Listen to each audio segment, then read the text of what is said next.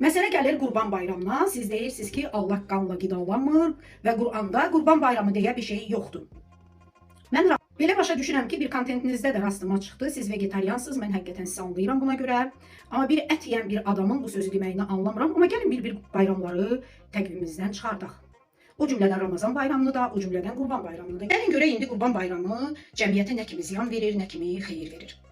Bir il öz heyvanlarına qulluq eləmiş, altını təmizləmiş, otarmış, yemini vermiş və s. soyuqdan qorumuş, canavardan qorumuş bir çoban həmən günü bir əkinçi müəyyən bir gün öz əməyinin bəhrəsini götürən kimi o çoban da aparır, heyvanlarını satır, pul qazanır.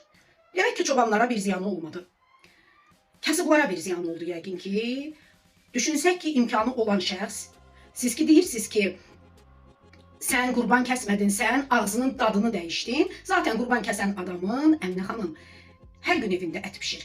Yəni qurban kəsməyə imkanı olan adamın 600-700 manatdır bu dəqiqə qurban. Amma doğrudan da o kasıbın ki evində ildə bir dəfə ət qaynamır və yaxud 5 ayda bir dəfə, 3 ayda bir dəfə ət qaynamır, onun da evində yəni qurban pay aldı, ət qaynadı, ailəsi sevindi. Baxdıq ki, kasıblara da bir ziyanı yoxdur. Hə, bəli, qurban kəsən adamın öz cibinə mi ziyanı var? Bəli, bu adam da əgər könüllü surətdə qurban kəsibsə, demək ki, onda da bir mənəvi, belə deyək, özünü təsdiqləmə yarandı ki, mən qurban kəsdim, bir xeyir əməl elədim, kasıbları doydurdum. O cümlədən də Ramazan bayramında fitrə çıxartmaq. Baxın, bir neçə gün bundan qabaq Ramazan bayramı oldu və bayram axşamı hər kəs evindən fitrə zəkatı çıxartdı. Siz bilirsiniz heç, kasıb sevindi, nə qədər xərçəng xəstəsi sevindi. Hələ mən öz tanıdıqlarımdan danışıram, çox uzaqlarla maraqlanmamışam. Nə qədər xərçəng xəstələri var idi ki, sevindi. Nə qədər yoldaşı olmayan 3-4 uşaq böyüdən analarımız sevindi. Yəni bunu belə dəqiqliklə deyirəm ki, yəni tanıdığım adamları deyirəm, digərlərindən hələ işim yoxdur. Demək ki, nə Qurban bayramı, nə Ramazan bayramı cəmiyyətə heç bir ziyan vurmadı.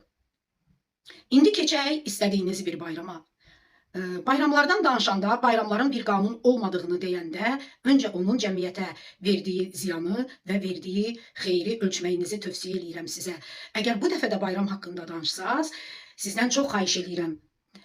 Azərbaycanda belə artıq dərhalını almış Halloween bayramını da müzakirə eləyin.